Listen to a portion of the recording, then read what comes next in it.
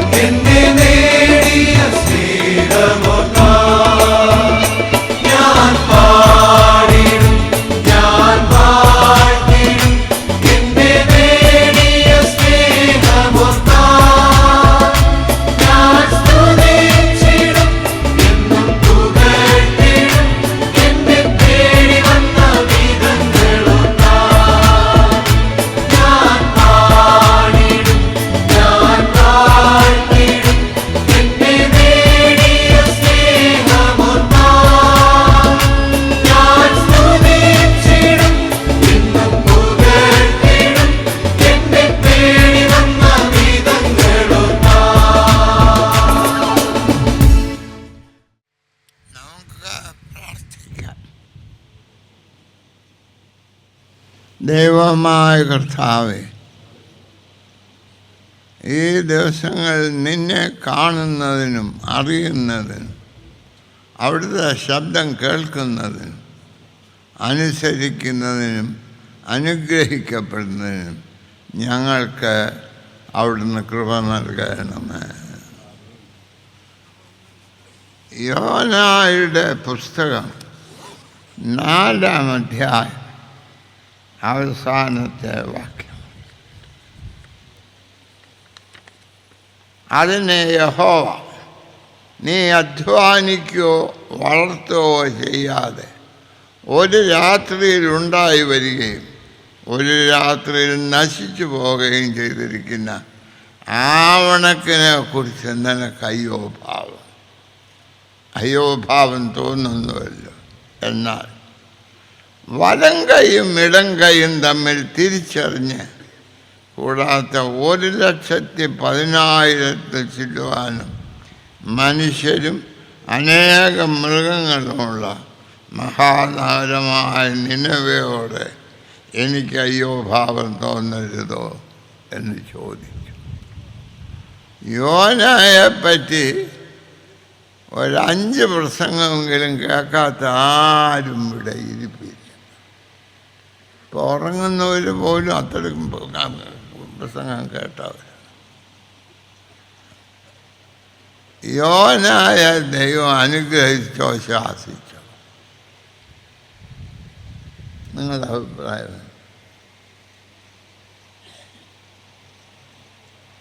ദിനമ പോലുള്ള വലിയ ഒരു പട്ടണം മാനസാന്തരപ്പെടാനായിട്ട് ദൈവം യോനായെ തിരഞ്ഞെടുത്തു.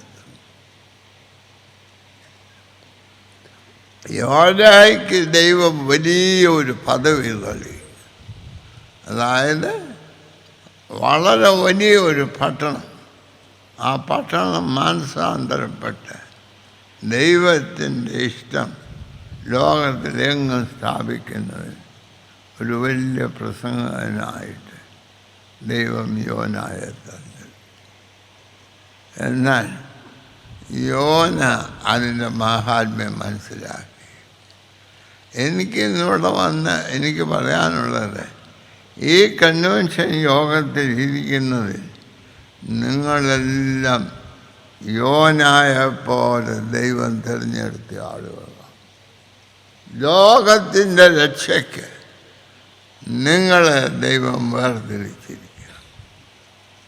അത് മനസ്സിലാക്കി ഇവിടെ നിന്ന് പോകുന്നതിന് നമുക്ക് സാധിക്കണം. നിങ്ങളെ ദൈവം തിരഞ്ഞെടുത്തു.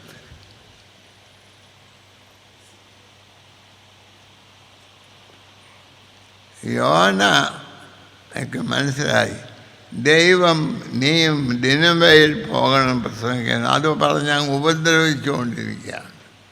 അപ്പോൾ യോന പറഞ്ഞു, ഞാൻ ഇവിടുന്ന് അങ്ങ് പോയേക്കാം. ആ കാലത്തൊക്കെ വിശ്വാസം, ദൈവത്തിൻ്റെ അധികാരം ചില സ്ഥലങ്ങളിലേക്ക് നാം ചുരുക്കിയിട്ടുണ്ടായി.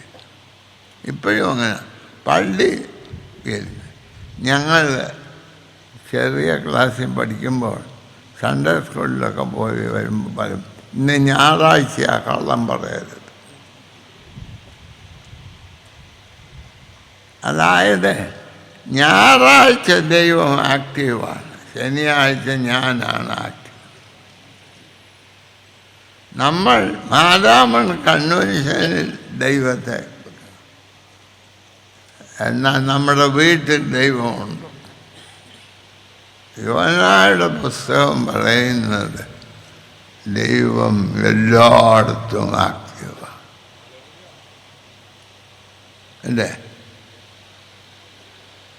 മനുഷ്യനെ തിന്നുന്ന മത്സ്യത്തിൻ്റെ വയറ്റിലും ദൈവമാക്റ്റീവാണ് അല്ലേ? അതായത് മനുഷ്യൻ തിന്നുകയും മനുഷ്യനെ തിന്നുകയും ചെയ്യുന്നതായിട്ടുള്ള ആ വലിയ മത്സരത്തിൽ വെച്ച് വിഷമനേറിയ ഉപദേശിയായ യോന മാനസാന്തരപ്പെട്ടു. അതുകൊണ്ട് മാനസാന്തരപ്പെടുന്നതിന് മാരാമണ്ണ് വരെ വരണ്ട.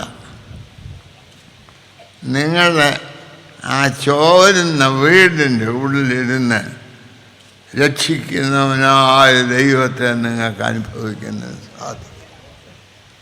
നമ്മൾ ദൈവത്തെ ചില മൂലയിലൊക്കെ ആക്കി വെച്ചിരിക്കുക. കള്ളം പറയാൻ പാടില്ല. ഞാൻ പറഞ്ഞില്ലേ, ഞങ്ങൾ പറയും ഇന്ന് ഞായറാഴ്ചയാണ്, കള്ളം പറയാൻ പാടില്ല. കാര്യം ദൈവം ആക്റ്റീവാണ് ഞായറാഴ്ച, അല്ലാത്ത ദിവസമൊക്കെ ഉറക്കമാണ്. ഇങ്ങനെയുള്ള തെറ്റിയ ക്രിസ്തീയ ഉപദേശവും കൊണ്ടാണ് ഇന്ന് ലോകം നടക്കുന്നത്. യോന പറഞ്ഞു, ഞാനൊരു കാര്യം ചെയ്യും, തർശീസിലേക്ക് അങ്ങ് പോകും. അവിടെ അങ്ങനെ ഇല്ലല്ലോ, അദ്ദേഹം ഇവിടെ ദിനവേലും ഇവിടെയൊക്കെ ഉള്ളു. അതുകൊണ്ട് പോവാ. അവിടെ പറയുന്നുണ്ട്, യോന ചെന്ന് കാശ് കൊടുത്ത് ഒരു ടിക്കറ്റ് വാങ്ങി. മനസ്സിലായില്ല? ഈ അച്ഛന്മാർ ഉപദേശന്മാർ നിവർത്തി കൊണ്ട് കാശ് കൊടുക്കാതെ കാര്യം സാധിക്കും. കാശ് വാങ്ങിക്കാൻ അവർക്കറിയാം, കൊടുക്കാനറിയാം. മനസ്സിലായി? അതുകൊണ്ടാണ് പ്രത്യേകം പറയുന്നത്, അവൻ കാശ് കൊടുത്ത് ടിക്കറ്റ് വാങ്ങും. ഒരു മനുഷ്യൻ ചെയ്യുന്ന പ്രവർത്തനത്തിന് അവന് പ്രതിഫലം കൊടുക്കാൻ പഠിക്കണം. അതിന് അവനെ അംഗീകരിക്കാൻ പഠിക്കണം. ഈ ജയിലിലുള്ള പുള്ളികൾക്ക് ജോലി ചെയ്യുന്നതിന് പ്രതിഫലം കൊടുക്കാമോ പാടില്ലയോ? നമ്മുടെ സഭാംഗമായ ശ്രീ KT തോമസ് ഒരു വിധി അത് സംബന്ധിച്ച് എഴുതി. ജോലി ചെയ്യുന്ന എല്ലാവർക്കും ശമ്പളം കൊടുക്കണമെന്ന് ഈ രാജ്യത്തിന് നിയമമാണ്. അവൻ്റെ സ്വഭാവം നോക്കിയല്ല, അവൻ്റെ ജോലി നോക്കുകയാണ്. അതിനാൽ അവന് പണം കൊടുക്കും. അതുകൊണ്ട് ഇന്ന് ജയിലിൽ ജോലി ചെയ്യുന്നവന് ശമ്പളം കിട്ടണം. അനീതി ഒരു രംഗത്തും ഒരു രീതിയിലും നടക്കുന്നത് ക്രിസ്ത്യാനി സമ്മതിക്കും. എവിടെയെല്ലാം അനീതിയോട് എതിർക്കുന്നുവോ അവിടെയൊക്കെ ക്രിസ്ത്യാനി യോജിക്കാം.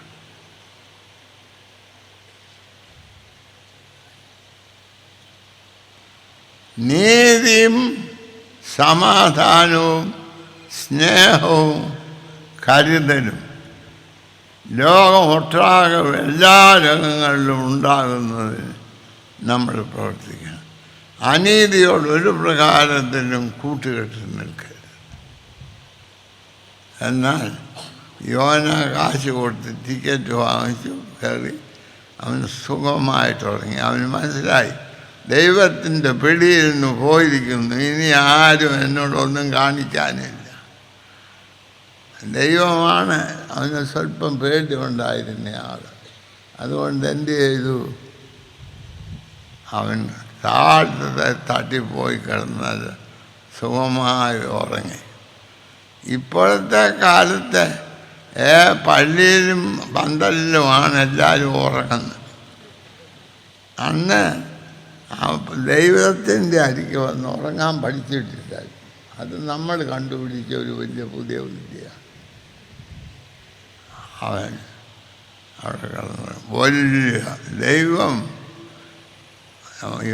നമുക്ക് നമ്മെ സ്നേഹിക്കുന്ന ദൈവമാണെന്ന് മാറ്റുക. എന്നെ എൻ്റെ അമ്മ അടിച്ചെടുത്തോളം ആരും അടിച്ചിട്ടില്ല.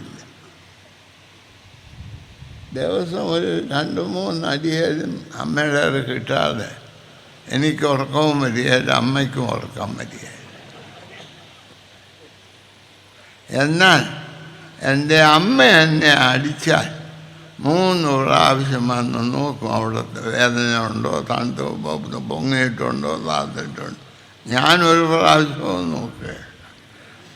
എനിക്ക് എൻ്റെ അമ്മയുടെ അടി ഒരു തിരുമ്പ് പോരാ. ഞാൻ നശിക്കാനല്ല, ഞാൻ വളരാനാണ് എൻ്റെ അമ്മ എന്നെ അടിക്കുന്നത്. അതുകൊണ്ട് ശിക്ഷ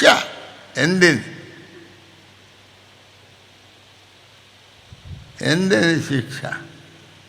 നമ്മുടെ വാശിയും വൈരാഗ്യവും തീർക്കാൻ. അത് ശിക്ഷയല്ല. ശിക്ഷ നമ്മളെ അനുഗ്രഹമായിട്ട് കാണണം. അത് കാണണമെങ്കിൽ സ്നേഹത്തോടെ ശിക്ഷിക്കാൻ പഠിക്കണം. സ്നേഹത്തോടെ ശിക്ഷിക്കാവുന്നവർ വളരെ ചുരുക്കമാണ്. ആ യോന അവിടെ കിടന്നുറങ്ങിയപ്പോൾ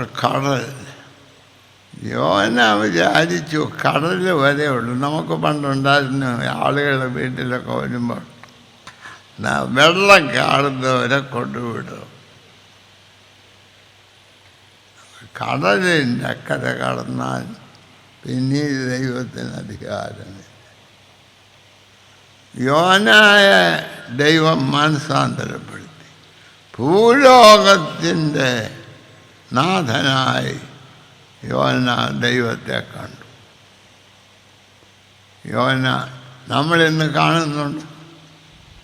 ലോകത്തിൻ്റെ നാഥൻ ആര്? ദൈവമാണോ? ഈ പത്തനംതിട്ട ഡിസ്ട്രിക്റ്റിൻ്റെ അധികാരി കളക്ടറാണോ? ദൈവമാണോ? അച്ഛനെന്ന് പറഞ്ഞു കളക്ടർ ഇവിടെ വന്നിട്ടുണ്ട്, സൂക്ഷിച്ചോണം, കുഴപ്പം കാണിച്ചാൽ പിടിക്കും. ഇന്നലെ പറഞ്ഞില്ല. ദൈവത്തിൻ്റെ ആണ് ഭൂലോകത്തിൻ്റെ അധികാരി. ഇത് നമ്മൾ മനസ്സിലാക്കിയാൽ നാം രക്ഷപ്പെട്ടു, ലോകം രക്ഷപ്പെട്ടു. ഭൂമിയും അതിൻ്റെ പൂർണ്ണതയും യഹോവയ്ക്കുള്ളതാകും. നിങ്ങൾക്ക് ഭൂമിയെ ഭരിക്കാൻ ഒക്കുകയില്ല, എനിക്ക് ഭരിക്കാൻ ഒക്കുകയില്ല. അതൊക്കെ തെറ്റിദ്ധാരണകളാണ്. ഭൂമി ദൈവത്തിൻ്റെ ഭരണത്തിൻ്റെ കീഴിലാണ്. അല്ലേ? ഈ കർത്താവായ യേശു ക്രിസ്തുവിനെ കുഴിച്ച് ഇട്ട് അത് മുദ്രയൊക്കെ വെച്ച് ശരിയായി അച്ഛൻ വന്നു. അന്ന് ഞാൻ ജീവിച്ചിരിപ്പില്ല, എങ്കിലും എൻ്റെ ഒരു അഭിപ്രായം പറയാം. അവിടെ വന്നു കഞ്ഞിയൊക്കെ കുടിച്ച് അച്ഛൻ ചാരുകസരയിലോട്ടൊക്കെ കിടന്നു. കൊച്ചമ്മ പറഞ്ഞു അവിടെ പോയി കിടന്ന് കട്ടിലെ കിടന്നുറങ്ങി. 2-3 ദിവസമായി ഉറങ്ങിയല്ലോ. ഞാനൊന്ന് കിടക്കാൻ. എൻ്റെ ബുദ്ധിമുട്ട് അവൻ ആരാ പുള്ളി എന്നറിയാമോ? നമ്മളാരും വിചാരിക്കുന്ന പോലെ അതിൻ്റെ ഇടയിൽ ഞാൻ ഇയാളെ വിട്ടയക്കും. പീലാത്തോസൊക്കെ പിന്നെയും വരട്ടി. ഏതായാലും എന്നോടധികം കളിച്ച് ജയിച്ചിട്ടുള്ളവനില്ല. അവനെ ഞാൻ വിചാരിച്ചു എന്നെ കീഴടക്കാമൊക്കെ ഒന്ന് പറഞ്ഞ് കുറച്ചാളുകളോ കൂടെ പറ്റിയല്ല എന്നൊക്കെ പറഞ്ഞുകൊണ്ടിരുന്നു. അങ്ങനെ ഇരുന്നപ്പോഴാണ് ഓർത്തത് ഇവൻ്റെ കൂട്ടുകാരോ എന്നെ രാത്രി എടുത്തുകൊണ്ട് പോയി അവൻ ഉയർത്തെഴുന്നേറ്റെന്ന് പറഞ്ഞതിന്. അപ്പോൾ അച്ഛൻ കുപ്പായം എടുത്തിട്ടുണ്ട് ഒറ്റ ഓട്ടം. കൊച്ചമ്മ ചോദിച്ചു എവിടെ പോവാന്ന് ഉടനെ പറയാം ഇപ്പം സമയം കളയാനില്ല. അങ്ങനെ അവിടെ ചെന്നപ്പോൾ പീലാത്തോസിന് അച്ഛനെ കണ്ടപ്പോഴേ വേറെയല്ല. അച്ഛാ ഇനി ഞാൻ എനിക്ക് ചെയ്യാവുന്നതിൻ്റെ അങ്ങേ അച്ഛൻ ക്രൂശിച്ചു തന്നു. ഇനി അച്ഛൻ വന്ന് എന്നെ ശല്യപ്പെടുത്തരുത്. ഞാനിതുവരെ ചോറുണ്ണാൻ പോയില്ല. അവിടെ ചെല്ലപ്പെടുത്തുന്ന സ്ഥിതി എന്നാന്ന് എനിക്കറിയാൻ പാടില്ല. ആകെ ആ എഴുത്തി ഞാൻ വക വച്ചില്ല ഭാര്യയുടെ. പിന്നെ വീട്ടിൽ കയറാനൊക്കോ ഇല്ലയോ? ഇപ്പോഴത്തെ പോലെ അന്ന് ഭാര്യമാരെ പേടിയുള്ള ഹസ്ബൻഡന്മാർ. ഇപ്പം മനസ്സിലായി. അതുകൊണ്ട് അങ്ങനെ പറഞ്ഞു. അവിടെ ചെന്നു എൻ്റെ അത് മുദ്ര വെച്ചതായിരുന്നു. പീലാത്തോസ് എന്നെ കൊണ്ട് ഈ പണിയൊന്നും പറ്റുകയില്ല. ഇനി ഞാൻ ചെയ്യാവുന്നതിന് അങ്ങേയറ്റം ചെയ്തു. ഞാൻ വേണേ എൻ്റെ കടലാസോ മുദ്രയോ എത്താം. അച്ഛൻ പോയി വേണ്ടിയതൊക്കെ എഴുതി അങ്ങ് ചെയ്തു. ഇനി ഇങ്ങോട്ട് വന്ന് എന്നോടൊന്നും പറഞ്ഞത് ഇതുവരെ ഞാൻ ചോറുണ്ടില്ല എന്നൊക്കെ പറഞ്ഞു. ഇതൊന്നും വേദപുസ്തകത്തിനും ഇല്ല, ദൈവം തമ്പുരാനും അറിഞ്ഞിട്ടുള്ളതല്ല, ഞാൻ മാത്രമേ അറിഞ്ഞിട്ടുള്ളൂ. മനസ്സിലായി? എന്നിട്ട് അത് കഴിഞ്ഞ് ചെന്നു മുദ്രയൊക്കെ വെച്ചു റെഡിയായി. അച്ഛൻ വന്നു ശരിയായിട്ടൊക്കെ. ഞായറാഴ്ച രാവിലെ കപ്പ്യാരോടി വന്നു. ഉടനെ ചോദിച്ചു എന്നാടാ? അച്ഛോ ഒരു കാര്യം അറിഞ്ഞോ? നമ്മുടെയൊക്കെ തോന്നുന്നു കുഴിച്ചൊക്കെ ഇട്ട പുള്ളി കൊണ്ട് ഇതാണ്ട് അവിടെ വഴിക്ക് നിൽക്കുന്നു. നീ പോടാ. അതെങ്ങനെ? അവിടെ പട്ടാളക്കാരോ ആരോ ഞാൻ കണ്ടേ ചോദിക്കുക. എനിക്കവിടെ നമ്മുടെ കൂടെ അച്ഛൻ്റെ കൂടെ ഞാൻ എപ്പോഴും മഴക്കിന് വരത്തില്ലായിരുന്നു. അപ്പോൾ എനിക്ക് അയാളെ നല്ല പരിചയം. അയാളുടെ അവിടെ നിൽപ്പുണ്ട്, വഴി നിൽപ്പുണ്ട്. അപ്പോൾ അച്ഛൻ വരുന്നു. ദൈവത്തെ തോൽപ്പിക്കാം, ദൈവത്തെ നശിപ്പിക്കാനൊക്കെ. ഇത് നാം മനസ്സിലാക്കണം. ഇത് നമ്മളുടെ പ്രത്യാശയുമാണ്, നമ്മളുടെ വാണിംഗുമാണ്. ദൈവത്തെ തോൽപ്പിക്കാം, ദൈവത്തെ നശിപ്പിക്കാനൊക്കെ.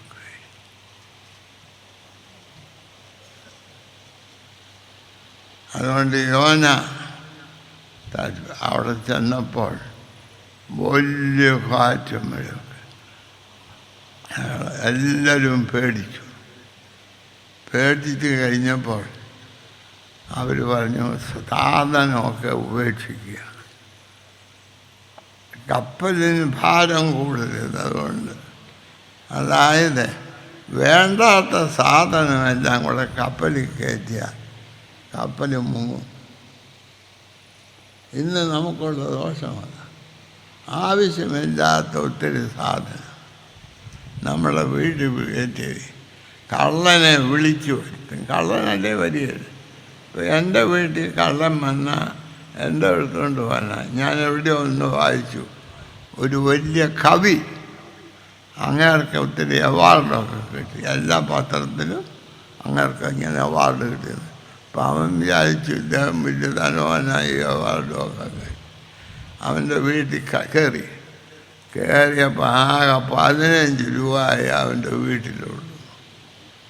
അയാൾ ഇവനെയാണെന്നോ വലിയ ഈ പത്രക്കാർ പടമൊക്കെ ഇരിക്കുന്നത്.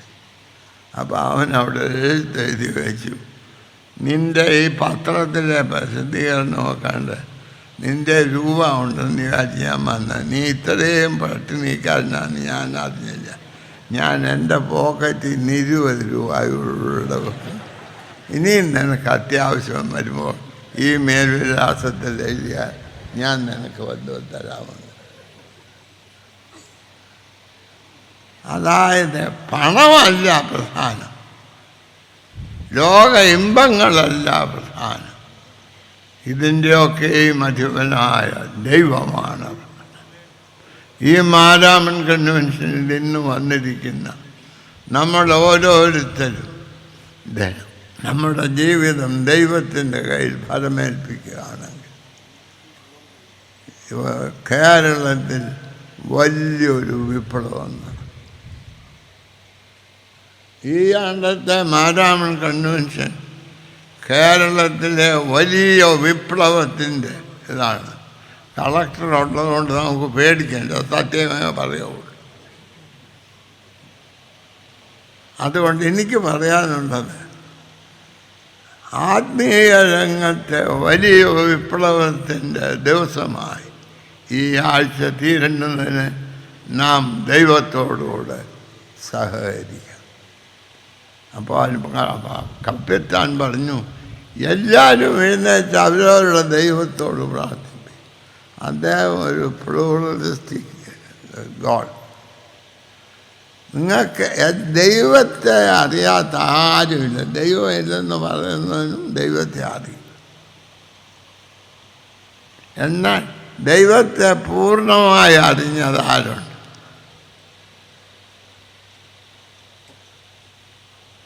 ഈ എൻ്റെ ഒരു ഡോക്യുമെൻറ്റേഷൻ നടക്കുന്നുണ്ട്. അതിൻ്റെ അകത്ത് മോഹൻലാൽ എന്ന് പറയുന്ന നടൻ എന്നോട് വന്ന് ചില ചോദ്യങ്ങളൊക്കെ ചോദിച്ചു. അതിലൊന്ന്, ഒരു തെറ്റും ചെയ്യാത്തതായിട്ടുള്ള ആരെയും കണ്ടിട്ടുണ്ടോ, അറിയും എന്ന് വെച്ചാൽ തിരുമേനി കുഴപ്പക്കാരനാണെന്ന് പ്രസിദ്ധീകരിക്കാനായിടങ്ങാൻ ചോദിച്ചു. ഞാൻ പറഞ്ഞറിയില്ല. ഒരു നന്മയും ചെയ്യാത്ത ആരെയും കണ്ടിട്ടുണ്ട് ഉണ്ടോ? ഉണ്ടോ ഇല്ലയോ? നിങ്ങൾ വിശുദ്ധ കുർബാന വെള്ളം വരുമ്പോൾ നിങ്ങളുടെ അച്ഛൻ പറയും, കുർബാന കൊള്ളാൻ വന്നവരെല്ലാം പാപം അനുതാപത്തിൻ്റെ പ്രാർത്ഥന എൻ്റെ പിന്നാലെ ചൊല്ലണം. അപ്പോൾ കുർബാന കൈക്കൊള്ളണമെങ്കിൽ എന്ത് ചെയ്തിരിക്കണം? പാപം ചെയ്തിരിക്കണം. അല്ലേ? പാപം ചെയ്യാതെ കുർബാന ഓടാൻ നോക്കുമോ? അവൻ പാപം ചെയ്യാത്തവൻ പാപം ചെയ്തു എന്ന് പറഞ്ഞാൽ അത് പാപമാണ്. അപ്പം അതിനത് ചൊല്ലിത്തരുന്നത് പാപം ചെയ്തില്ല. അതായത് എൻ്റെ കുറവുകൾ എന്തേ എന്ന് ഞാൻ മനസ്സിലാക്കാതെ മറ്റുള്ളവരുടെ കുറവുകളെ പറ്റി പറഞ്ഞുകൊണ്ട് നടക്കുക. എന്നോട് ചോദിച്ചാൽ തിരുമേനി ചെയ്തിട്ടുള്ള വലിയ പാപമാണ് ഞാൻ ഉഴപ്പും. അറിയാൻ വയ്യ. എന്നാൽ അത് മനസ്സിലാക്കി അത് ഏറ്റു പറയാതെ തിരുമേനിക്ക് ലോകത്തെ രക്ഷിക്കാൻ സാധിക്കുക. അതുകൊണ്ട് ഇവിടെ ഇന്ന് വന്നുകൂടിയിരിക്കുന്ന നമ്മൾ ഓരോരുത്തരും ദൈവത്തെ ദുഃഖിപ്പിക്കുന്നതും ലോകത്തെ നശിപ്പിക്കുന്നതുമായി നമ്മിലുള്ള പ്രവർത്തനങ്ങൾ നാം ദൈവത്തോട് ഏറ്റു പറഞ്ഞാൽ കേരളത്തിൽ വലിയ അനുഗ്രഹമാണ്. കേരളത്തിൻ്റെ അനുഗ്രഹത്തിന് മന്ത്രിസഭ മാറിയാലൊക്കുകയില്ല. പിന്നെയോ നമ്മുടെ തെറ്റെന്താണ്, നാം ചെയ്തുകൊണ്ടിരിക്കും, കേരളത്തോട് കാണിക്കുന്ന അപരാധം എന്താണെന്ന് മനസ്സിലാക്കണം. ഇപ്പോൾ പറയുന്നുണ്ട് കാട്ടിലുള്ള മരമെല്ലാം വെട്ടിയച്ച് ഇവിടെ വെള്ളമില്ലെന്ന് പറഞ്ഞ് വെള്ളമില്ലാതാക്കിയതാരാ?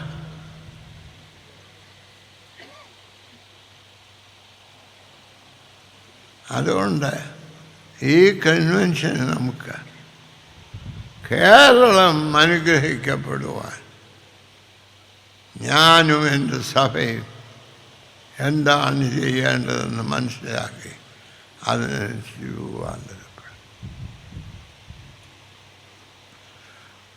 യോനായ ഒടുക്കം അവരെല്ലാം യോനായോട് വളരെ ചോദിച്ചു, നീ എവിടുത്തെ കാലം, നീ എന്തോ ചെയ്തു, എങ്ങനെയൊക്കെ ആകെ ഒത്തിരി ചോദ്യമൊക്കെ ചോദിച്ചു. അവനെ എടുത്ത് വെള്ളത്തിലോട്ടിട്ട് നമുക്ക് മറ്റു മനുഷ്യനെ വെള്ളത്തിലാക്കുന്നതിന് ഒരു പ്രയാസവും. അത് വലിയ മിടുക്കായിട്ടൊക്കെ പറയും, ഞാൻ അവനെ അങ്ങനെ ചെയ്ത് ഇങ്ങനെ ചെയ്ത് പറ്റിച്ചു.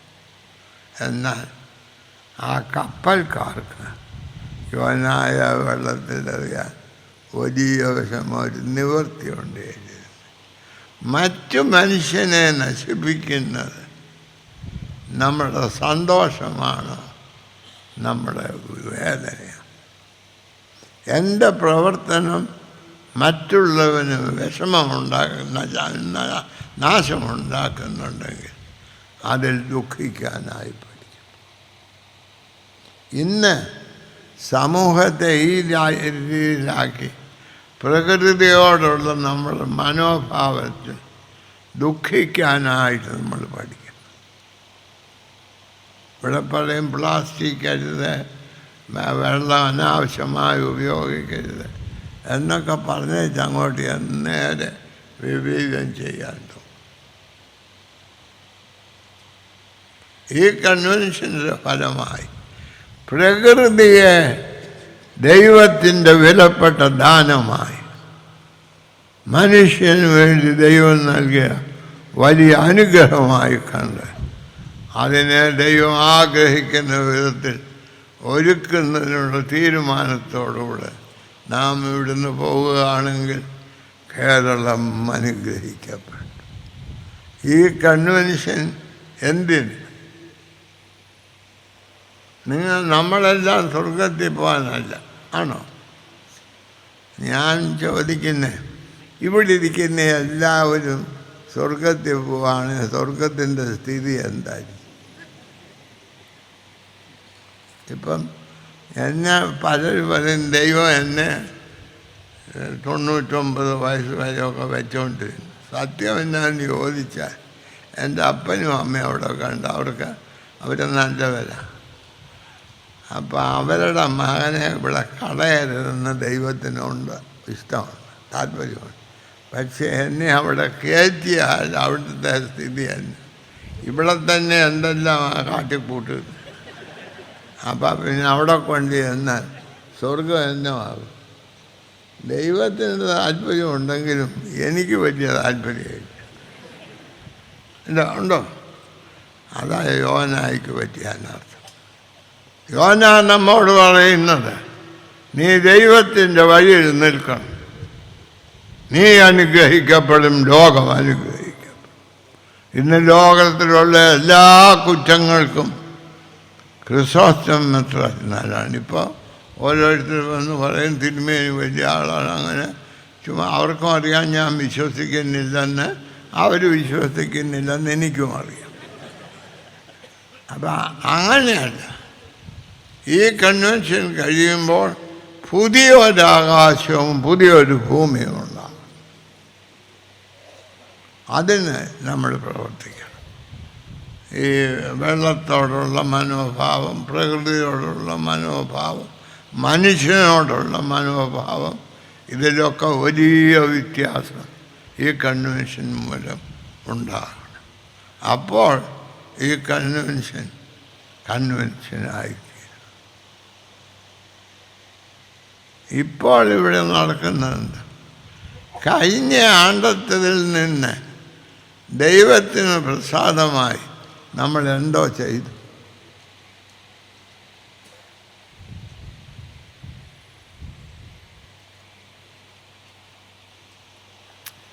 അവരെല്ലാം എറിഞ്ഞ് വലിയ ക്ഷോഭമുള്ള കടലിലോട്ട് ഒരു മനുഷ്യനെ എടുത്തെറിഞ്ഞാൽ അവനെന്ത് ചെയ്യും? ദൈവം എന്ത് ചെയ്തു? അവനെ താഴോട്ടിട്ടപ്പോൾ വെള്ളത്തിൽ വീണോ, മീൻ്റെ വയറ്റ് വീണു. അതൊക്കെ നല്ല നല്ല റെഡിക്ക് സൂക്ഷം ആ മീനെ അവിടെ നിർത്തി. പ്രകൃതിയെ മുഴുവനും ദൈവം ക്രമീകരിച്ച് എന്തിന്? യോന ചാകാതിരിക്കാം.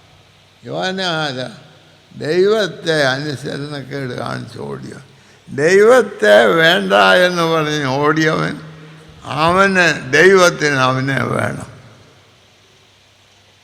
ഇന്ന് ഇവിടെ ഇരിക്കുന്ന എല്ലാവരെയും ദൈവത്തിന് ആവശ്യമാണ്. നിങ്ങളിവിടെ വന്നിരിക്കുന്നത് വലിയൊരു തെറ്റ് ചെയ്തേച്ചായിരിക്കും. എന്നാൽ ആ തെറ്റ് ചെയ്തത് നിങ്ങളെ ഇന്ന് ദൈവത്തിന് ആവശ്യമാണ്. അതിനാണ് ഇവിടെ കൂട്ടിക്കൊണ്ടുവന്നിരിക്കുന്നത്. നിങ്ങളെ വിഴുങ്ങാനായിട്ടൊരു മീനിനെ ദൈവം ക്രമീകരിച്ചു. അതാണ് മാരാമൺ കൺവെൻഷന് ഇന്നലെ പ്രസംഗിച്ച സായിപ്പ്, ഇന്ന് ഉദ്ഘാടന പ്രസംഗത്തിൽ പ്രസംഗിച്ച മെത്രാപ്പോലീത്ത തിരുമേനി. ആരാണ്? നിന്റെ രക്ഷയ്ക്ക് വേണ്ടി ദൈവം ക്രമീകരിച്ച മീനാണ്.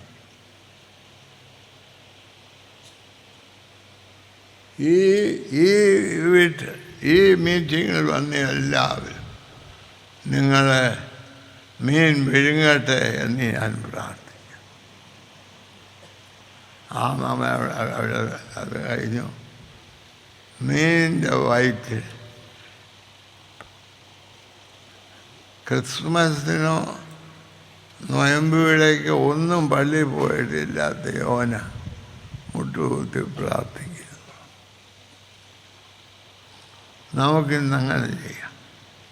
ഇന്ന് വൈകിട്ട് വീട്ടിൽ ചെന്ന് നിങ്ങളുടെ കുടുംബമായിട്ട് കർത്താവേ, പാപവും ദോഷവും നിറഞ്ഞ് ജീവൻ അസാധ്യമാക്കിയ ഈ ലോകത്ത് നീ സുരക്ഷിതമായ ഒരു ജീവിതം എനിക്ക് തന്നിരിക്കുന്ന സ്തോത്രം എന്നിന്ന് രാത്രിയിൽ നമ്മൾ പ്രാർത്ഥിക്കാം.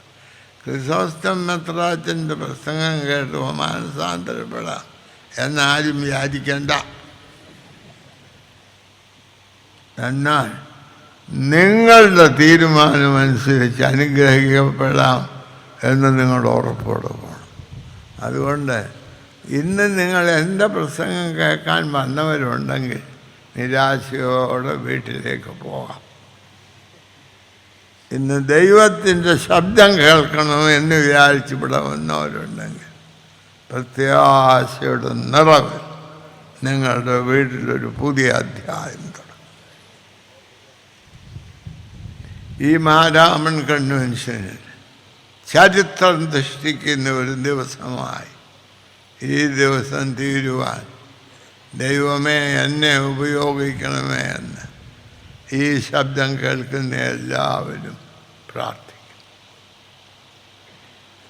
അവിടെ കടന്ന് യോനായുടെ പ്രാർത്ഥന വളരെ നല്ല പ്രാർത്ഥനയാണ്.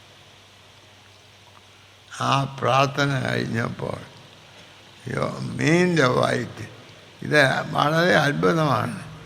ഈ ആ മീൻ ആദ്യമല്ല മനുഷ്യനെ തിന്നുന്നു. വേറെ തിന്നുകയാണ് ചത്ത പലത്. ജീവനുള്ളവനെ ആദ്യമാണ് തിന്നുന്നത്.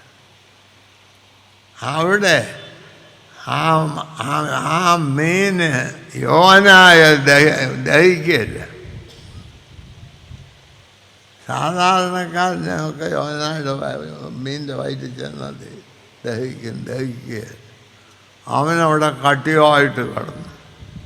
അപ്പോഴത്തേക്ക് 2 ദിവസം 3 ദിവസം കഴിഞ്ഞപ്പോൾ യോന ഛർദ്ദിച്ചു. മീൻ ഛർദ്ദിച്ചു. യോന വെളിയിൽ വന്നു. യോന പറഞ്ഞു, ഞാൻ നിനവേയിലേക്ക് പോകും. ഇതാണ് ഈ മാരാമൺ കൺവെൻഷന് നടക്കേണ്ടത്. തർശീസിലെ തെക്കേ കപ്പലിൽ നിന്ന് നിനവേയിലേക്കുള്ള കടലിലേക്ക് സഞ്ചരിക്കണം. ഇന്ന് ഇവിടെയുള്ള ഇത്രയും ആളുകൾ നിങ്ങൾ യോനായുടെ വയറ്റിൽ നിന്ന് വെളിയിലേക്ക് വരണം.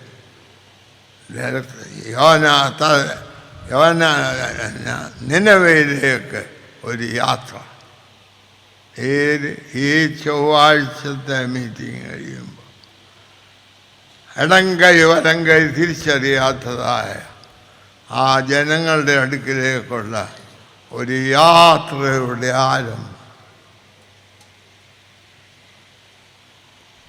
ഇന്ന് ഇവിടെ പത്രത്തിലെഴുതും ക്രിസോസ്റ്റൻ തിരുമേനി എന്ന് പ്രസംഗിച്ചു, എല്ലാം ചത്ത് ഒഴിവാകുമെന്ന് പ്രസംഗിച്ചു.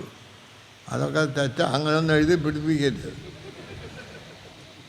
ഇന്ന് എന്താണ് നടക്കുന്നത്? നിനവേയിലെ ജനങ്ങളെ പറ്റി മാരാമൺ കൺവെൻഷനിലെ ജനങ്ങൾക്ക് ദൈവം നൽകിയ പുതിയ ദർശനം. അതുകൊണ്ട് നിനവേയിൽ നിന്ന് രക്ഷപ്പെടാനായിട്ട് തർശീസിലേക്ക് പോയ യോന മീനിൻ്റെ വയറ്റിൽ കടന്ന് മാനസാന്തരപ്പെട്ടു. മാനസാന്തരത്തിന് പറ്റിയ സ്ഥലം എവിടെ? മീനിൻ്റെ വയർ. അത് മീനിൻ്റെ വയറ്റിൽ നമ്മൾ ചെന്നാൽ നമ്മൾ ദഹിച്ച മനുഷ്യത്വം ഇല്ലാതെ പോകും. നമ്മുടെ ആളത്വം നശിപ്പിക്കുന്ന സ്ഥലം നമ്മുടെ ആളത്വം രൂപീകരിക്കുന്ന സ്ഥലമായി രൂപാന്തരപ്പെട്ടു. ഇതാണ് അത്ഭുതം. ഇന്ന് എനിക്ക് പറയാനുള്ളത്, നിങ്ങളുടെ അടുത്തിരുന്ന് ഉറങ്ങുന്ന പുള്ളി ഇങ്ങനെ ഒന്ന് ചൊറിയണം. എന്നിട്ട് നമ്മളെല്ലാവരും അത് ചെയ്യണം. അതിന് പ്രധാനമായി ഇന്നത്തെ പ്രധാന യോനായാണ് നിങ്ങളോടിപ്പോൾ സംസാരിക്കുന്നത്. അതുകൊണ്ട് നിങ്ങൾ അതിൻ്റെ കൂടൊരു പ്രാർത്ഥന പ്രാർത്ഥിക്കണം. കർത്താവേ, ഈ ആധുനിക യോനായും ഒന്ന് മാനസാന്തരപ്പെടാൻ സഹായിക്കണേ എന്ന് പ്രാർത്ഥിക്കും. നിങ്ങളും മാനസാന്തരം. ഇത് സാധ്യമാണ്.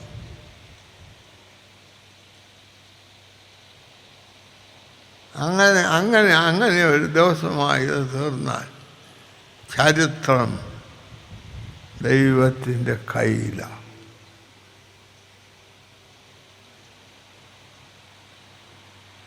ചരിത്രം ദൈവത്തെ ഏൽപ്പിക്കുന്ന ദിവസം.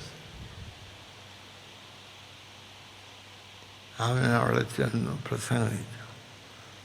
ഒരബദ്ധം പറ്റി. എന്താ? ജനങ്ങൾ മാനസാന്തരപ്പെട്ടു. ഈ പ്രസംഗിക്കുന്നവർക്കും കേൾക്കുന്നവർക്കും മാനസാന്തരപ്പെടണമെന്നുണ്ട്. ഞാൻ നിങ്ങളോട് ചോദിക്കുകയാണ്, നിങ്ങൾ ഇന്ന യോഗത്തിൽ ഇവിടെ വന്നു മാനസാന്തരപ്പെടാം എന്ന് ദൈവം പറഞ്ഞ് നിങ്ങൾ അത് വിശ്വസിച്ചിരുന്ന ഇവിടെ വരുമോ? ആ മുമ്പിലിരിക്കുന്ന ആളിൻ്റെ ചിരി കണ്ടാൽ അറിയാം. ഞാനിതാദ്യമല്ല, ഞാൻ 72 വർഷം പ്രസംഗം കേട്ടതാണ്. ഇതുവരെ ഒരു വ്യത്യാസവും എനിക്കുണ്ടായിട്ടില്ല. 72 വർഷം മുമ്പ് ഞാൻ എങ്ങനെ ആയിരുന്നതാണ്. അതുകൊണ്ട് ഒന്നും വരാൻ പോകുന്നില്ല. ക്രിസ്തോസ്റ്റം മെത്രാച്ചൻ വിചാരിച്ചാലൊന്നും എന്നെ വ്യത്യാസപ്പെട്ടാൽ ഒക്കുകയില്ല. ഒരു കുഴപ്പവും വരികയില്ലെന്ന് വിചാരിച്ചു. അദ്ദേഹത്തിൻ്റെ വിചാരം ശരിയാണ്. ക്രിസ്തോസ്റ്റം മെത്രാച്ചൻ വിചാരിച്ചാൽ അദ്ദേഹത്തെ നന്നാക്കാൻ ഒക്കുകയില്ല. ആരെയും നന്നാക്കാൻ ഒക്കുകയില്ല. കുഴപ്പത്തിലാക്കിയിട്ടുണ്ടെന്നല്ലാതെ ഞാൻ നന്നാക്കിയ ഒരാളുമില്ല. എന്നാൽ ദൈവം വിചാരിച്ചാൽ സാധിക്കും. ദൈവം ക്രിസോസ്റ്റം മെത്രാച്ചനെ പോലും ഉപയോഗിക്കാൻ കഴിവുള്ള ആളാണ്. മനസ്സിലായി? ഞാൻ BA പാസ്സായി കഴിഞ്ഞ് വടക്കേ കർണാടകത്തെ ഒരു സുവിശേഷകനായിപ്പോയി. നമ്മളെ ഒരു ജർമ്മൻ മിഷനോട് വാങ്ങിച്ച സ്ഥലമാണ്. അവിടെ ആദ്യ മിഷണറി ആയിപ്പോയ PO ഫിലിപ്പ് എന്ന് പറഞ്ഞ് നാഷണൽ കൗൺസിലിൻ്റെ ആദ്യത്തെ ഇന്ത്യൻ സെക്രട്ടറി, നമ്മുടെ സഭയുടെ സെക്രട്ടറി ആയി. ഞാൻ പോകുന്നതിന് മുമ്പ് സാറിനെ കാണാൻ ചെന്നു. ഞാൻ പറഞ്ഞു, സാറൊക്കെ പോയ മിഷൻ ഫീൽഡിൽ ഞാൻ പോവുക, അപ്പോൾ സാറിനെയൊക്കെ കണ്ട് ഒരാശീർവാദം വാങ്ങിക്കാൻ വന്നു. ഞാനതൊക്കെ അറിഞ്ഞതാ, നീ പോകുന്നത് എനിക്ക് വലിയ സന്തോഷമാണെന്നൊക്കെ പറഞ്ഞു. ഞാൻ പറഞ്ഞു, സാറൊരു ഗുണദോഷം പറയണം.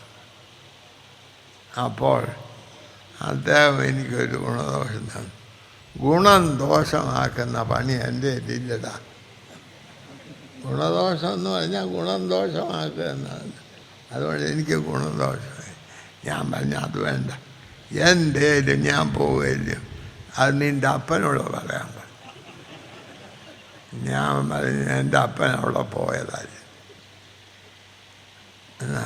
ആട്ടെ. ഞാൻ പറഞ്ഞു, സാറേ ഞാനിവിടെ വരെ വന്നു, അവിടെ പോയി സാറിനോട് പറഞ്ഞു, നീ നശിച്ചു പോട്ടെന്നെങ്കിലും ഒന്ന് പറ സാറ് എന്തേലും ഒന്ന്. ഉടനെ അദ്ദേഹം പറഞ്ഞു, നീ അവിടെ ചെന്ന് ആരെയും മാനസാന്തരപ്പെട്ട്. ഞാൻ വിചാരിച്ചു ഇയാളെ സഭാ സെക്രട്ടറി ആക്കിയതാണ്.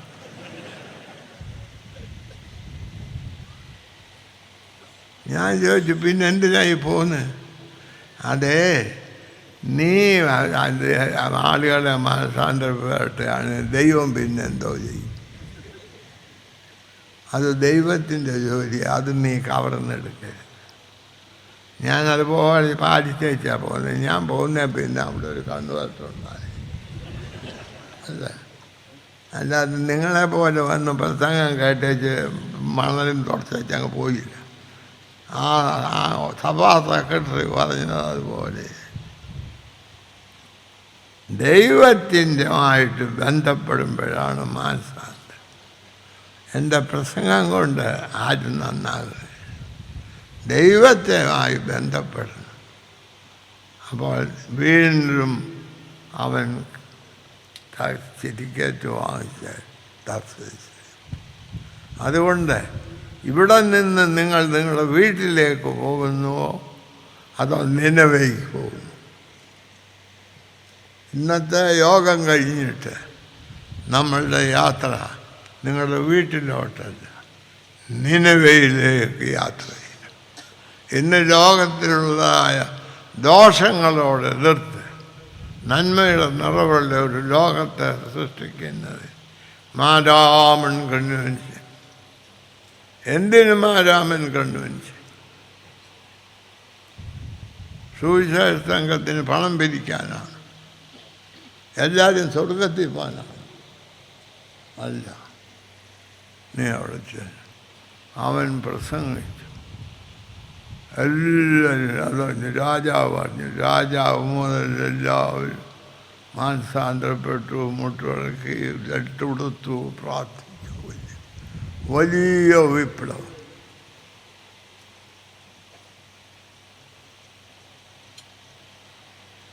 അപ്പോൾ ദൈവം മനസ്സറിഞ്ഞു. അപ്പോൾ യോന പറഞ്ഞു, ഇതാ ഞാൻ പറഞ്ഞത്. അതായത് ഇവർ മാനസാന്തരപ്പെടും, നീ മനസ്സറിയും. ഞാൻ മണ്ടന.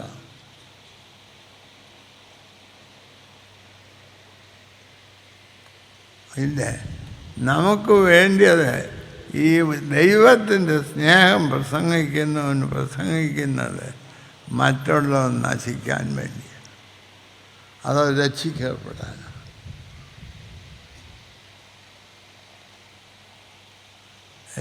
ദൈവം രക്ഷിച്ചത് വ്യക്തിയെയോ ലോകത്തെയോ? കർത്താവ് ക്രൂശിൽ കിടന്ന് ഒന്നാമത് പറഞ്ഞ വാചകമുണ്ടോ? ഇവർ ചെയ്യുന്നത് ഇന്നതെന്നറിയായതുകൊണ്ട് ഇവരോട് ക്ഷമിക്കണം. തെറ്റിദ്ധാരണ മൂലമാണ് നമ്മൾ ധരിച്ചിട്ടുണ്ട് മറ്റുള്ളവൻ്റെ അടിസ്ഥാന ആവശ്യങ്ങൾ നിഷേധിച്ച് അവനെ പട്ടിണിയാക്കി ഞാൻ ഉണ്ടാക്കിയ പണത്തിൻ്റെ 10% ദൈവത്തിനടുത്ത് കഴിയുമ്പോൾ ഞാൻ ഭക്തനാകും. ആകുമോ? എന്താ നിങ്ങൾ പറയുക? അവൻ്റെ അടിസ്ഥാനങ്ങൾ അവന് ലഭിക്കത്തക്കവണ്ണം, അടിസ്ഥാന ആവശ്യങ്ങൾ അവന് ലഭിക്കത്തക്കവണ്ണം ഒരു വ്യവസ്ഥിതി രൂപീകരിക്കും. സ്തോത്രകാഴ്ച കൊണ്ട് ദൈവത്തെ പ്രസാദിപ്പിക്കുകയല്ല, ഇവിടുത്തെ സംഘ ആഫീസിരിക്കുന്നവരെ പ്രസാദിപ്പിക്കുക. മനുഷ്യനെ മനുഷ്യനായി കാണാൻ പഠിക്കണം. മനുഷ്യനാട് യഹോവയായ ദൈവം നിലത്തെ പൊടി കൊണ്ട് മനുഷ്യരൂപമുണ്ടാക്കി. മനുഷ്യനെ ഉണ്ടാക്കിയില്ല. ഉണ്ടാക്കിയോ? അവൻ്റെ ഉള്ളിൽ ദൈവത്തിൻ്റെ ജീവൻ ഊതി. അപ്പോൾ അവൻ മനുഷ്യനായി. മനസ്സിലാകുന്നല്ലോ? പൊടി ആവശ്യമാണ്. പൊടി അവന് രൂപം നൽകാനാണ്. നിങ്ങൾ ഈ കടയിൽ നിന്നൊക്കെ ഒത്തിരി എണ്ണയും പൊടിയും കുഴലും ഒക്കെ വാങ്ങിച്ച് മുഖത്തെടുത്ത്, അതല്ല, എന്തിനാ? രൂപമുണ്ടാക്കാൻ.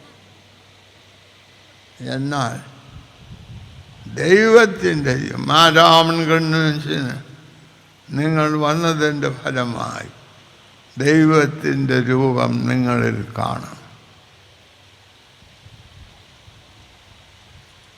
ഇന്ന് വീട്ടിൽ ചെന്ന് ഭക്ഷണം കഴിഞ്ഞേച്ച് മതി, മുഖമൊക്കെ കഴിയിട്ട് ആ കണ്ണാടിയിൽ നോക്കുകയാണ്. അല്ല, ദൈവം ഇതുപോലാണ് അവരിയ്ക്കുന്നത് എന്ന് പറയണം. അങ്ങനെ പറയാൻ സാധിക്കും. അപ്പോൾ യോന മാറി അവിടെ ഇരുന്നു. എന്തിനാ? ഈ തീമഴയും ഗന്ധമഴയും ഒക്കെ വന്ന് ഇവരെല്ലാം കിടന്ന് നശിക്കുന്നതൊന്ന് കാണാൻ. നമ്മെ ഉപദ്രവിച്ചവൻ നാശം വരുമ്പോൾ നമ്മൾ സ്വർഗത്തിലാകും, അല്ലേ? അതല്ലേ? അത് മാറിയിട്ട് ഒരു മനുഷ്യൻ നശിക്കുമ്പോൾ നമ്മൾ നരകത്തിലാണ്. യേശുവിൽ സമാധാനം കാണാൻ മറ്റു മനുഷ്യത്വം നഷ്ടപ്പെടുമ്പോൾ അത് നമുക്ക് നഷ്ടപ്പെട്ടതായി നാം മനസ്സിലാക്കാൻ ശ്രമിക്കാം. അങ്ങനെയുള്ള ഒരു സ്ഥിതി ഉണ്ടാകും. യോന അവിടെ പോയിരുന്നു. എന്തിനാ? നോഹയുടെ കാലത്തെ വെള്ളപ്പൊക്കത്തിനെല്ലാം ചത്തുപൊങ്ങിയ പോലെ ഇതെല്ലാം നശിക്കുന്നത് കണ്ട് സന്തോഷിക്കുക. മറ്റു മനുഷ്യൻ നശിക്കുന്നതിൽ സന്തോഷിക്കണം. നമുക്ക് ഒന്നും വരരുത്, മറ്റുള്ളവനും ഗുണവും വരരുത്. എനിക്ക് ദോഷം വന്നാലും മറ്റുള്ളവന് ദോഷം വരരുത് എന്ന് ചിന്തിക്കുന്ന എത്ര പേരുണ്ട്?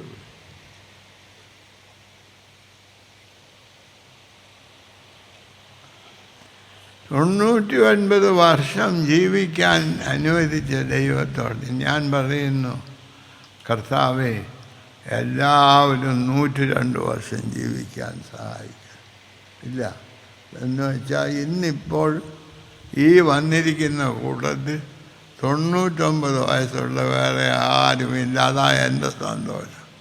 എന്ന് വെച്ചാൽ ചുരുക്കി പറഞ്ഞാൽ എൻ്റെ അത്രയും പാപം ചെയ്ത ഒരു ലോകത്തിൽ വേറെ ഇല്ല എന്നുള്ളതാണ് സത്യം. അതിനെന്നെ അഭിനന്ദിക്കാൻ മെത്രാപ്പൊലീത്ത ക്രമീകരണം ചെയ്തു. ദൈവമെല്ലാ സ്ഥലത്തും. അതല്ല ഈ കൺവെൻഷൻ. ഇന്ന കൈയൊന്നും ഞാൻ പൊക്കിക്കുന്നില്ല, എനിക്ക് പോകാനുള്ള ഇഷ്ടം. നിങ്ങളുടെ മനസ്സിൽ ഒരു തീരുമാനം ചെയ്യാം. മറ്റുള്ളവൻ നശിക്കാനല്ല, എല്ലാവരും രക്ഷിക്കപ്പെടും. യോന വെളിയിൽ പോയി മറ്റുള്ളവൻ ചത്തൊഴുകുന്നത് കാണാൻ 99 വെള്ളത്തിൽ ആളുകൾ തടിയൊക്കെ. ഞാൻ ഇവിടെ പാലക്കുന്നത്തെ ഇവിടെ വന്നെന്ന് കണ്ടു. ഒരു വീട്ടിലൊരു മനുഷ്യൻ ഇരിപ്പുണ്ട്, നടുക്കൂടെ ഒഴുകിപ്പോവും. അയാൾ കൈ കാണിക്കുന്നുണ്ട്, എന്നെ വിളിക്കണം. അങ്ങോട്ട് ആർക്ക് പോകാൻ ധൈര്യം? ആർക്ക്? അവനെ രക്ഷിച്ചാൽ കൊള്ളാമെന്ന് അനേകർക്ക് വിചാരമുണ്ട് അവിടെ ചെന്നെത്താനും. എന്നാൽ അവിടെയാണ് യേശു ക്രിസ്തു പ്രവേശിച്ചത്.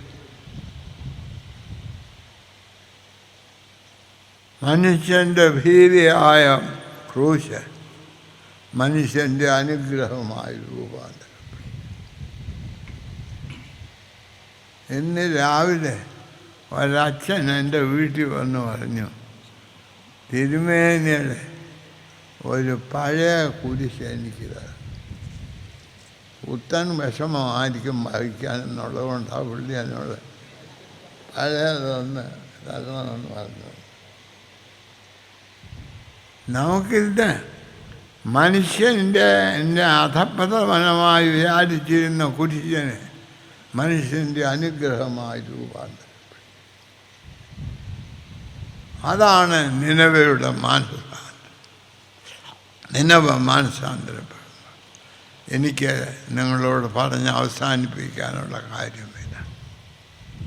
ഇന്നിവിടെ വന്നിരിക്കുന്ന നിങ്ങളെല്ലാവരും ഹൃദയത്തിൽ പറയാം, കർത്താവേ, യേശു ക്രിസ്തുവിൽ കൂടെ നീ ഞങ്ങൾക്ക് നൽകിയ രക്ഷയുടെ അവകാശിയായി എന്നെ രൂപാന്തരപ്പെടുത്തണമെന്ന് കാത്തുകൊള്ളണമെന്ന്.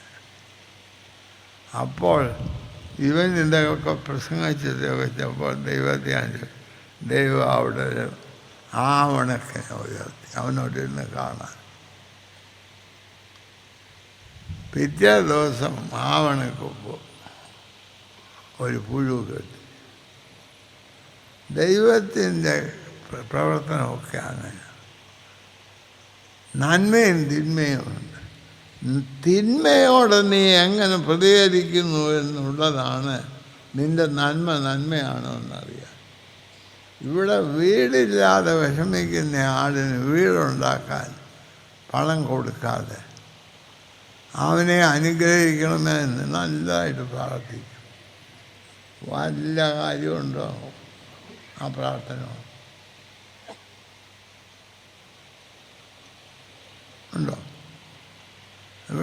നമുക്ക് എല്ലാവർക്കും പ്രാർത്ഥിക്കാം, എല്ലാവർക്കും വീടുണ്ടാകാൻ പ്രാർത്ഥിക്കാം, 7 ദിവസവും പ്രാർത്ഥിക്കാം.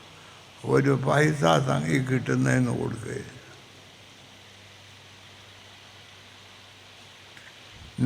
ഞാൻ കൊടുക്കാൻ പ്രസംഗിക്കും, സുവിശേഷ സംഘം കൊടുക്കുകയില്ല, ഞാൻ കൊടുക്കാൻ പ്രസംഗിക്കും.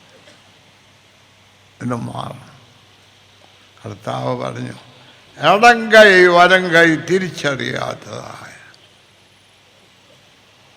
ഇവരെ അവരുടെ കൈ അറിയണം, അവരെ അറിയണം, അവരെ രക്ഷിക്കുന്ന ക്രിസ്തുവിനെ കാണണം. ഇതിനാണ് സുവിശേഷ പ്രസംഗം. അതുകൊണ്ട് എനിക്കിന്ന് പറഞ്ഞ് അവസാനിപ്പിക്കാനുള്ളത്, 100-120 വർഷമായിട്ട് സുവിശേഷ പ്രസംഗ സംഘം മാരാമൺ കൺവെൻഷൻ നടന്നെങ്കിലും സുവിശേഷം മാരാമണ് പ്രസംഗിക്കപ്പെട്ടു. സുവിശേഷത്തിൻ്റെ ഭാഗമായി മാരാമണ് തീർന്നു. ഇടം കൈ വലം കൈ അറിയാത്തവൻ അവൻ്റെ കൈ അറിയണം, അവനെ അറിയണം, അവൻ്റെ സാധ്യതകൾ അറിയണം. ഈ കൺവെൻഷൻ എന്തിന്? എന്ത് സാധിക്കണം? ഇവിടെ ഇന്ന് ഇരിക്കുന്ന എല്ലാവരും ക്രിസ്തുയേശുവിൽ കൂടെ വെളിപ്പെട്ട ദൈവത്തെ അറിഞ്ഞ് ആ ക്രിസ്തുയേശുവിൻ്റെ മനോഭാവം തന്നെ നമ്മിലുണ്ടായിരിക്കുന്നതിന് ഇന്നത്തെ ഈ യോഗം നമ്മെ സഹായിക്കട്ടെ, അനുഗ്രഹിക്കട്ടെ എന്ന് പ്രാർത്ഥിച്ചുകൊണ്ട് ഞാൻ വാക്കുകളെ അവസാനിപ്പിച്ചുകൊള്ളു. നമുക്ക് തലകളെ വണക്കാം, പ്രാർത്ഥിക്കാം. ദൈവമേ, ഞങ്ങളുടെ സ്വർഗീയ പിതാവേ,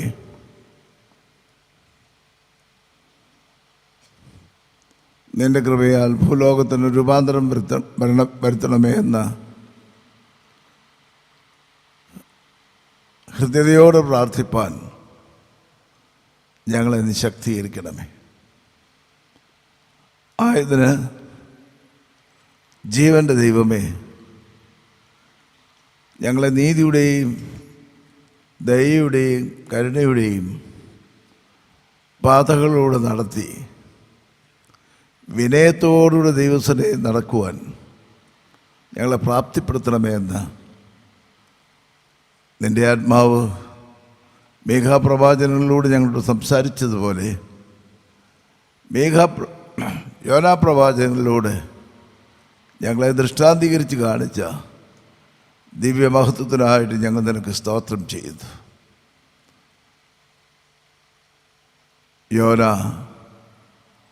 മത്സ്യത്തിൻ്റെ വയറ്റിൽ അവനെ കാത്തു രക്ഷിച്ചതിൻ്റെ കൃപയ്ക്കായിട്ട് സ്തോത്രം. അതിനെക്കുറിച്ചൊരു തർക്കസംഗതിയല്ല ഞങ്ങൾ ഉന്നയിക്കേണ്ടത്. യോന അങ്ങനെ 3 ദിവസം അവിടെ ഇരുന്നു എന്ന് ഉള്ളൊരു സംവാദത്തിലേക്കല്ല ഞങ്ങൾ പോകുന്നത്. പക്ഷേ അവിടെയും സിംഹക്കുഴിയിൽ ദാനിയേലിനെയും മറ്റേ ഇരുവരെയും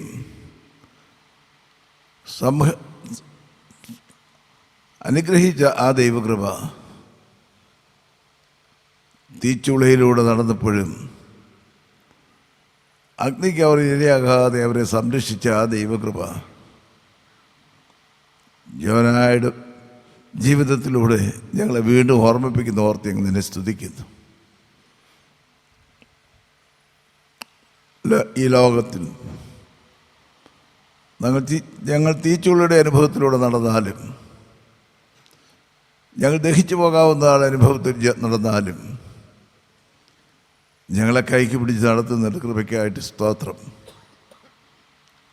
ആ നടപ്പ് ഈ ലോകത്തിൽ അഭിമാനകരമായ ഒരു ജീവിതം നയിപ്പാൻ തക്കവണ്ണം ഞങ്ങളെ പ്രാപ്തിപ്പെടുത്തണമെന്ന് പ്രാർത്ഥിക്കുന്നു. ഉഗ്രസൂര്യൻ്റെ ചൂട് ചന്ദ്രൻ സ്വീകരിച്ച് ശീതളമായിരിക്കുന്നതായ രശ്മികളിലൂടെ ഞങ്ങളെ ഉത്തേജിപ്പിക്കുന്നത് പോലെ നിൻ്റെ ഏകജാതനായ പുത്രനിലൂടെ നിൻ്റെ മനുഷ്യമുഖം ഞങ്ങളെ കാണിച്ചു തന്ന കൃപയ്ക്കായിട്ട് സ്തോത്രം. ആ മനുഷ്യമുഖം ഞങ്ങളുടെ മുഖത്തും പ്രകാശിക്കുവാൻ തക്കവണ്ണം ഇന്നത്തെ വചന കേൾവി ഞങ്ങൾക്ക് അനുഗ്രഹമാക്കി തന്നതോർത്ത് ഞങ്ങൾ നിന്നെ സ്തുതിക്കുന്നു.